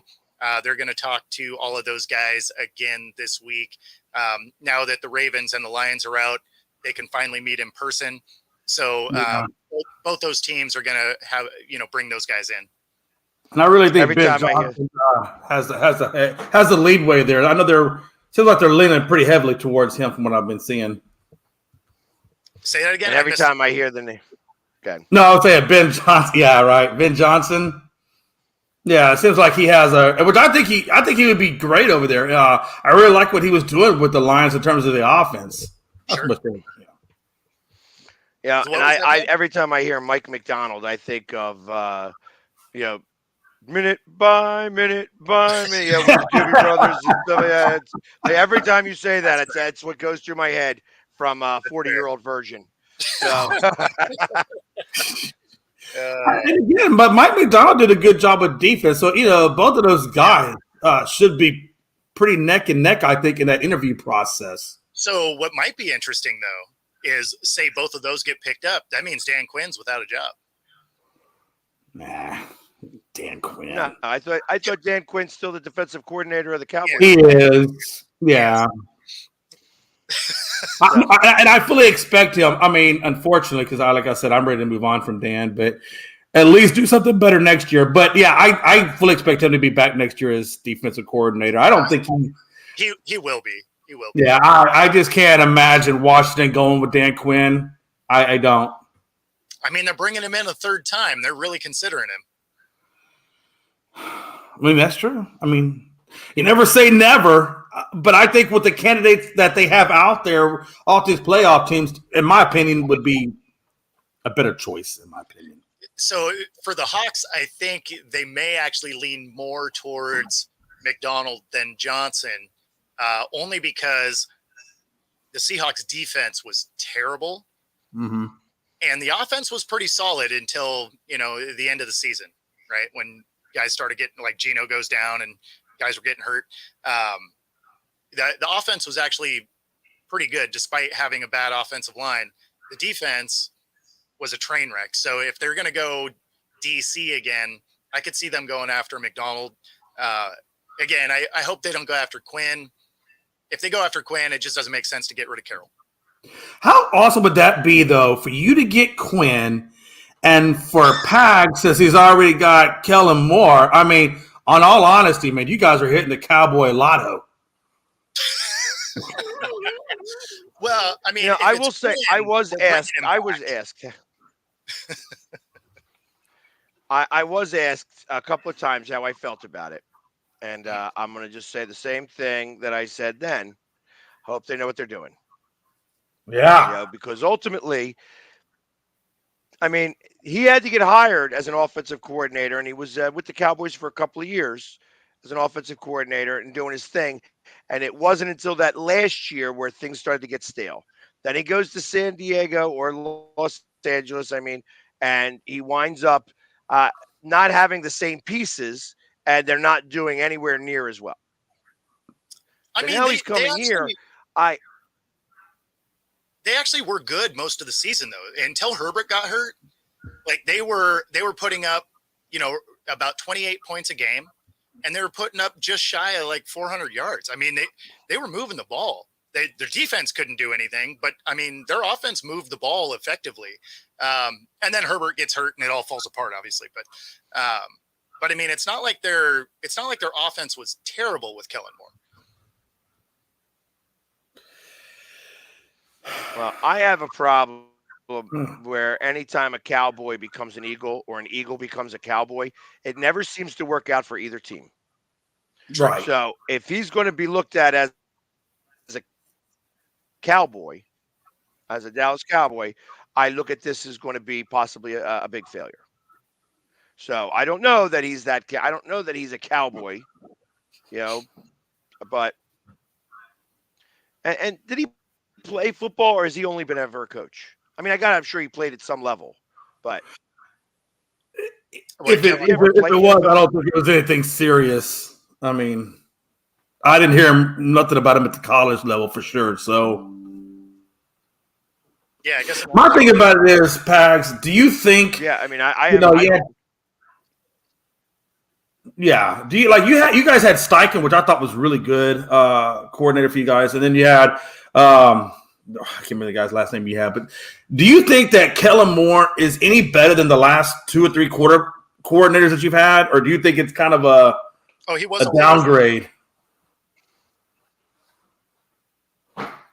Say that again. No, I'm just wondering, do you think Kellen Moore was? Oh, okay. Yeah, he played for the Lions and the Cowboys. Interesting. Okay. Very interesting. Because I just don't think with Kellen Moore that you upgraded at that spot. Sure. Well, obviously, it in comparison to Brian Johnson last year, I think that here's one of the things that I feel that your coaches can't be friends. You cannot be friends with your coach. Can't be friends with your boss. You know what I mean? Your boss is your boss for a reason, not supposed to be friends with him. You could be chummy, but you can't be friends. And I feel like that was part of the problem with Brian Johnson, that he was friends. He was family, really, to Hurts, and that you need sometimes the ability to be able to say, yo, you're doing this wrong. Gotta change it up. You know what I mean? You got to get in your face and yell at the guy a little bit. And then ultimately so that there are some changes. I feel like that you didn't have that with Brian Johnson. So that's the one thing I kind of okay with. Obviously, we lost Steichen to being a head coach. Can't stop him from becoming a head coach. We lost our last guy by being a head coach. Frank Reich wins us the Super Bowl, goes and becomes the coach of the Colts. So, interestingly enough, when we hired Frank Reich, he came from the Chargers. when we hired Steichen, he came from the Chargers. Both of those offensive coordinators then took us to the Super Bowl. So I understand, as much as Kellen Moore was a Cowboy, he got hired from the Chargers, and I fully expect us to go to Super Bowl. And I I will be fully going up expect against the you to be Ravens. I fully expect you to be predictable, and I fully expect no, seriously, no, and I'm telling you that because when Moore was with Garrett and when Moore was with McCarthy, it was always the same damn thing. It's not hard to strategize against the Cowboys because they're predictable. Well, they do the same thing, and that's what I see, and that's a bad thing I see for Eagles. I think they become predictable, and I think him and Jalen Hurts aren't going to get along. I'm just saying, don't be surprised when you're gonna be like, God, now I see what McMahon was talking about. I'm like, oh man, this is like the worst in sliced bread. No. There's absolute credence to what you're saying. 100% credence to what you're saying. Because I've heard this all before. You know what I mean? Yeah. Like I said, I do shows with Cowboys fans. Oh, I You know. what I mean? I know you do. And I know that there's been a lot of talk about Kellen Moore. And True Blue was really big on the I think that we're way too predictable. I tell you what, though, you know what was also very predictable? The Eagles' offense this year was very predictable and very ridiculous. However, you know what did make me feel a little bit better was that both the Lions and the Ravens and the Chiefs and the 49ers on 3rd and long did screen passes. All 4 of those teams did screen passes on 3rd and long. So the fact that we do screen passes on 3rd and long and we would get chastised for it, I feel like that they were doing the same thing as everybody else has been doing. So I'm no longer going to be, hey, what are we doing? It's throwing a screen pass on 3rd and 20. Because all 4 of the teams in the championship games did exactly that. Yeah. Some of them even got made. Yeah. You muted yourself. It wasn't me. Oh, I'm sorry. I feel like, for the Cowboys, that's one of the things I hate. For 2 decades, we have been stale. It has been the same coaching, calling since the last 20 years. And and that's why I want so bad for, and I just, for a coach to come in that can break our culture and put us into a different culture, a different way of life than what we've had since, after Barry Switzer life, right? It's the same crap. And that's why I think, Kellen Moore is that culture that we've had forever. And that's why I think now it's going over to the Eagles and now you guys are going to have that for a little while, right? God, Jerry, just give us somebody new and innovative for the love of Christ. Like Chip Kelly. You know Kelly. what I'm saying? Like, do you know what I'm like? Do you see my frustration about that? It's just like Chip Kelly. Would you like to have Chip Kelly as your offensive coordinator? He's very innovative. As long as he doesn't. At this point, I tell you what, I'd rather have Chip Kelly than Shanahan because all Shanahan is Mike McCarthy's puppet. He don't even call the plays. I don't really know what Shanahan does, to be honest with you, other than look pretty and collect a paycheck. Well, I hear you. So, not that I think that he even looks pretty, but that's beside the point. So, let's start this right here as we go right now. The Super Bowl, the line, which I said was supposed to open up at around 3. I don't know if it opened up at this and it came down immediately, but I have right now San Francisco is a 1-point favorite. And against the Chiefs, it's a 47.5 over under. Crazy. It's basically pick 'em. Basically. Wow. The last time these two teams played, the Chiefs beat them 44-23. It was October 23rd of 2022, so it hasn't been very it wasn't recent. Interestingly enough, as funny as this sounds, the better defense is the Chiefs' defense. between the Yeah. two of them, it's the Chiefs defense. Definitely a much better offense than the 49ers have a much better offense in comparison. But the Chiefs defense is better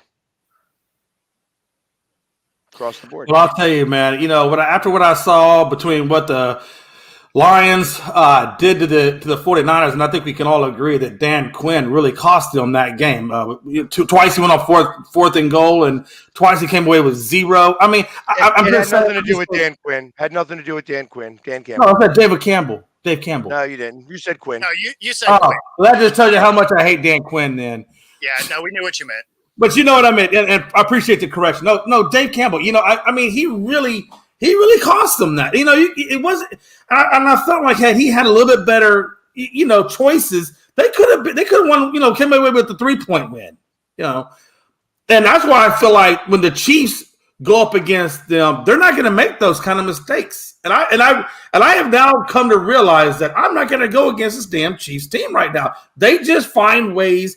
Call it experience, call it championship pedigrees, whatever, coaching. This team is just, I would not bet against them at all at this point. It does make sense why it's a 1-point line, though, because the Niners have also been here. Right. They've been to one. They didn't win, but they've been to one, and they've been in the championship game a bunch, right? So these are two teams that are used to this highlight.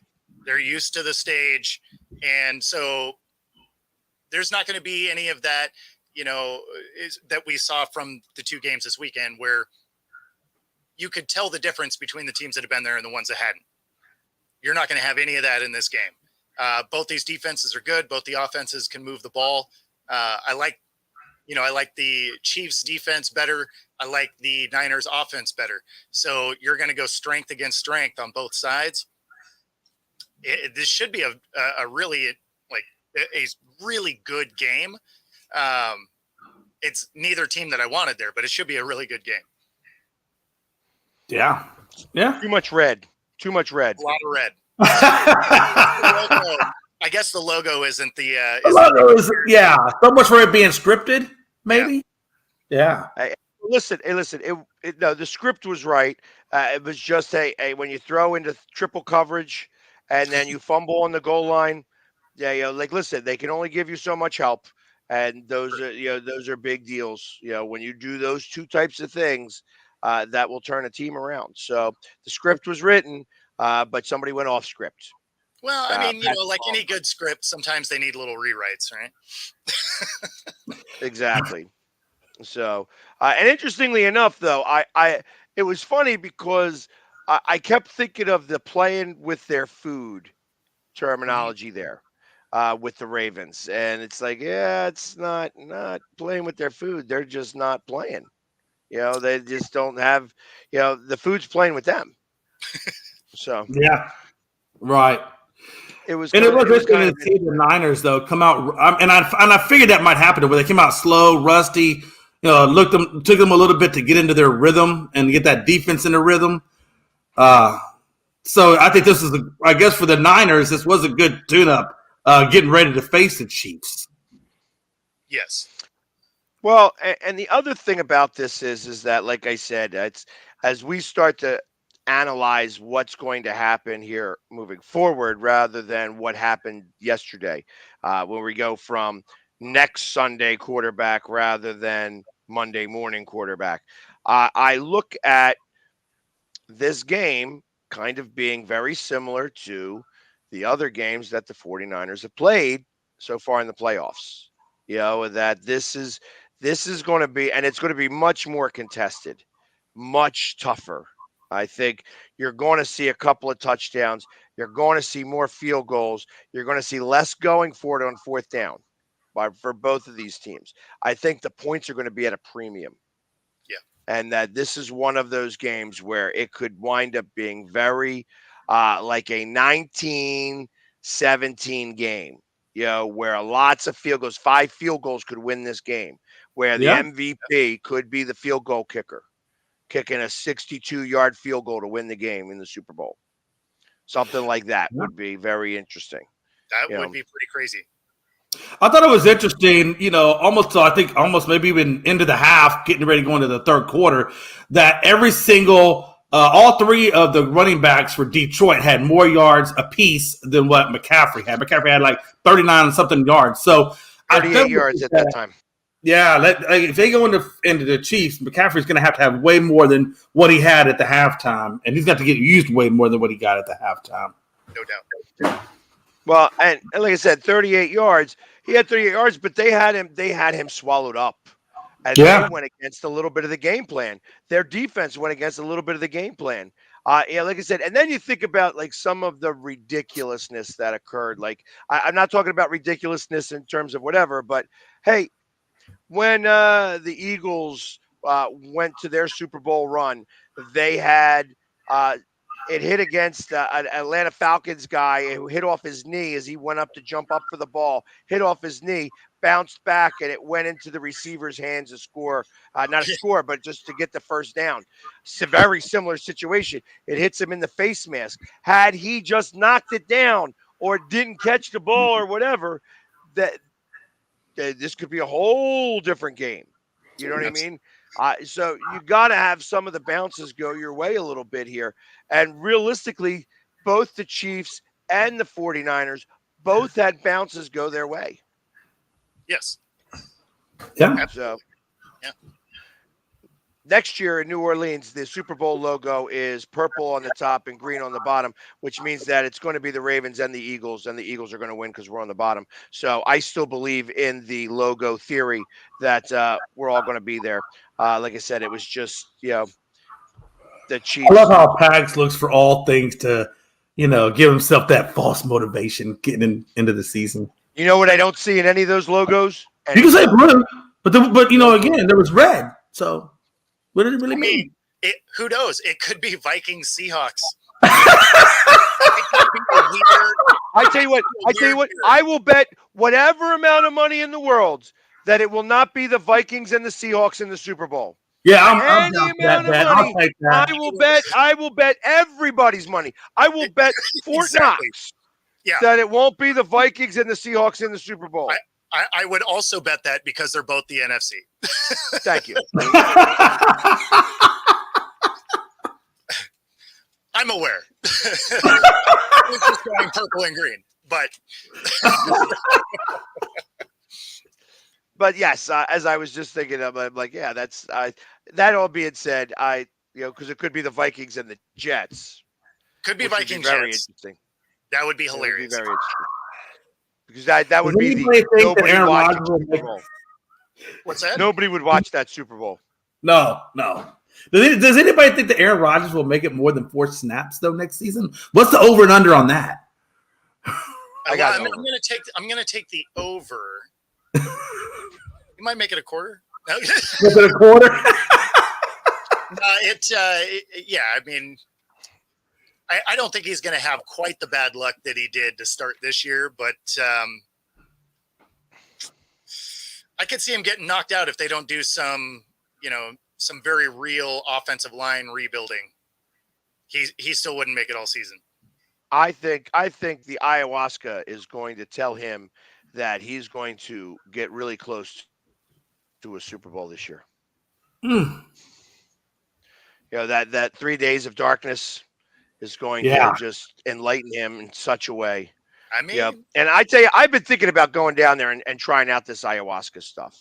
So if all of a sudden I'm not here to do these for a week, that means I'm doing my own 3 days of darkness. Yes, listen, right. I can firmly believe that the over and under that Pags doesn't make it past 20 minutes in a dark room.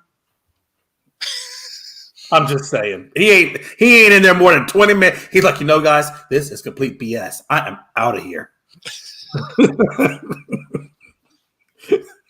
Well, that's where the drugs come in, because then I'm telling you, then the voices have faces. Exactly. That's like going into that silent room, that one silent room that you can only spend like 20 minutes in before you go nuts. I could be there for 45 minutes with no problem. Oh man, just having conversations with myself. Exactly. Yeah, I don't hear nothing. That's okay. That's perfect. I love the sound of silence. So early picks, very early picks. Obviously, we won't hold anybody to it just yet. We may even change as the weeks go on here. But your early choice for a Super Bowl champion. I'll go first. Chiefs. I'm taking the Chiefs. And I have learned, especially the Baltimore game taught me, with that, don't go against the damn Chiefs. So I'm going with them. Yeah, I'll go KC here. Some of it is I think they're a better team. Some of it is I don't want the Niners to hang a banner on us. So let's just go ahead and go KC here. Obviously, they've been able to find ways to win even with not having their best team over the years. Well, I see, and I feel like if we all take the Chiefs, that means the 49ers will win because it's everybody's. That's the way that it goes. When everybody goes one way, you got to go the other way. I look at this as I think Taylor Swift. I think Taylor Swift gets a ring. Do they give her a ring? Do they give her a ring if she wins? If the Chiefs win? Is it like 12th man for Seattle? Is she the 12th man over there? Yeah, pretty much. Okay. Well, and the thing about it is too, Rice is really in my mind from what I've seen is really developing into that really good wide receiver one. I was wondering if they were going to get a. He really is settling into that role. Well, he is the San Francisco treat. Oh man. Wow. That was a bad one, but it definitely fit. I mean, yeah. Anyways, he doesn't even know what to say. He doesn't even know how to go. I got nothing that one. for that. That one's terrible. What did I say? It was so terrible. It was good. Yeah. What's it though? None of the above. None of the above. The old Brewster Millions movie quote right there. Exactly. So I love that movie too. $10 million. Exactly. But anyways, I think I do think that the Chiefs are going to win it here. I think because they've been there, and that's what it is. We've seen. See, Mama liked it. Mama liked the joke. Yep. See, she knows some good dad humor when she hears it. But I, when I think about it, quarterback.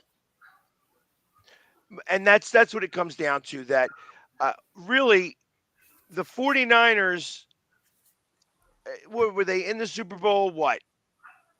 6-7 years ago, they've been to 3 conference championships and not won any one of them. So this team, I think it was 5 years ago, if I remember right. So this team here has none of them have played in a Super Bowl.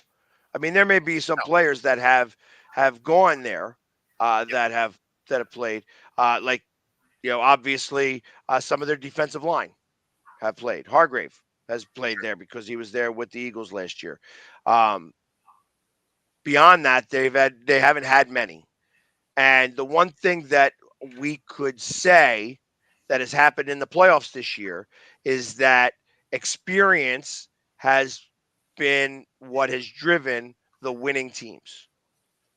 The teams that have been here have not made the mistakes of not being there.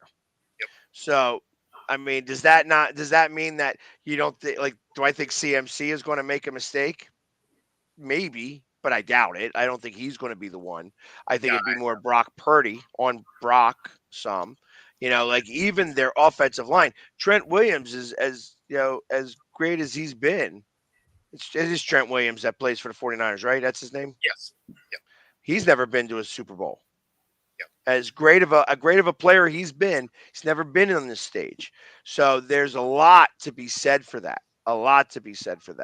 And ultimately, I think it's going to play a part in this game, a big part in this game.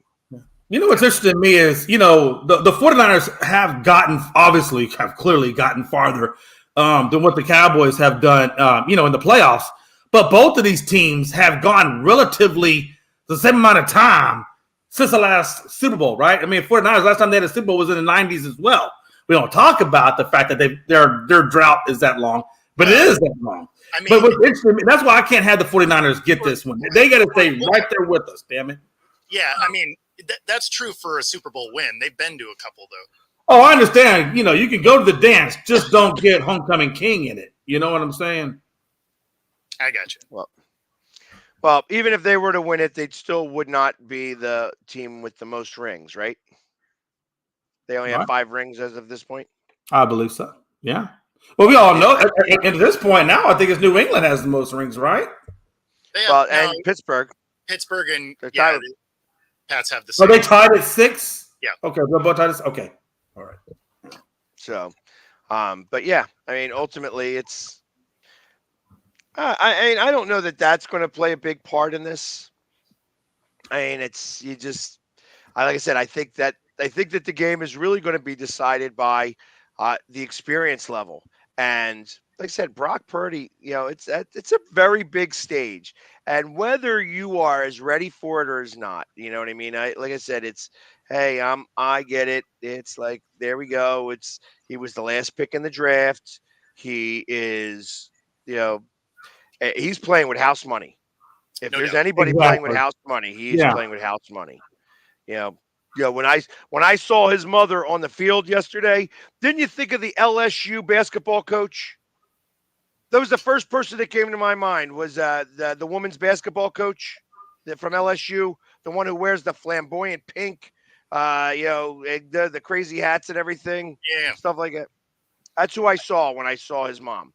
That's funny. So I didn't stick around. I was cashing out, so I missed the presentation, but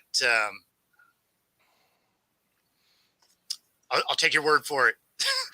But I do really think that's I have seen the coach, so you know what I'm talking about. Yeah, no, totally. So it makes me want to go back and look, because now I'm like, that might be kind of funny to see what that is. But yeah, no, I was leaving while they were doing the presentation. Got you. Well, I do think that's a huge thing, though. Field general is the most important. We all know it's the most important position, and I do think that's a good, obviously, momentum thing on Kansas City side, and in terms of how not only the physicalness and the ability of Patrick Mahomes, but the experience of leading the team, even when they get down back, whatever. I mean, he has all that Super Bowl experience, and I think he definitely has that way over Brock Purdy. Yeah. Well, yeah, I understand. Tomorrow we'll probably dive deeper into Dan Campbell's I don't regret the 4th down calls. I mean, I obviously when he's talking about it right after the game, you got to stand behind it. Yeah, of course. I'm sure just because of his ego and his personality, he is not going to waver from that publicly. But I'm interested to hear, or he may be like, I'm an aggressive guy. I'm going to do it again. You know what I mean? Maybe I in hindsight, could I have done it differently? Maybe I'll think about it differently. He did allude to that in his post-game press conference. He's like, he's like, I know I'm going to get this, the scrutiny from it. He's like, I understand it, but he's like, I don't regret the move. And I don't think he'll regret the move later either. Now, does he does he look at it next year and say, hey, maybe I do take a little more, cautious move in spots and take the points? I mean, yeah, probably. But, or maybe that's just not who he is to the core. Maybe he's like, yeah. The second half of that game, though, was tit for tat, right? There was tit for tat with those guys. Last part of the game was tit for tat. And I felt like, and I told Frank, I said, you know what? When they were down there in the fourth and goal, it was like, 3 minutes or whatever it was left in the game. And they decided to go for it on fourth. The score was still tight. I told Frank, I said, man, he should have took those 3. When you're tit for tat, you take the points when they come up available, because if you don't, then you're down 2 scores if they get their tit for tat. at least if you get the 3 here, even if they score a touchdown there, you still got the opportunity to come back and make a goal then. But at least you have an option to keep the game going or win the game. Yep. No, that's that. And so as I'm looking at all of the other things, see if there was any coaching hires that we would have found out about today. Nothing specific, just a couple of offensive coordinators. Bills hand Brady the offensive coordinator's job there. I'm assuming that's not Tom Brady. That's another Brady. Yeah. Joe Brady, obviously. And Browns hiring Ken Dorsey as their offensive coordinator. So nothing yet as of coach talk over the last few minutes for any of the coordinators who now have found themselves not playing in a Super Bowl. That also being said, I have the NFC winning the flag football game this weekend. Okay. So I'll mention that now. The NFC will win that game. They'll lose the dodgeball tournament, but win the football game. Are they doing this quarterback skills challenge this time? Because they're definitely going to lose that also. Yes. AFC will win that. Well, Joe Burrows can't be in it because he's hurt. It should be Josh Allen and I guess Brock won't be playing in it either, so you may have Jalen Hurts play. Maybe. Yeah. I don't know. Yeah, maybe. So, because anybody who's on the 49ers. Big glad you're not going against Dak. It's probably the only damn thing he can win. Oh, Dak's going. Dak's going to be there. Dak will be there. Yeah, Dak will be there. So we're going to see how that all plays out, obviously. But everybody, thank you so much for coming in and all of the messages, all of the different things. Hey, listen, we'll be back again tomorrow to start talking about all the other sports that are going to be occurring here over the next couple of weeks until the Super Bowl, but we'll probably spend a lot more time on football just the same. Anyways, but everybody, thank you very much for hanging with us, and we will see you guys tomorrow from coast to coast. Take care. Take it easy, guys.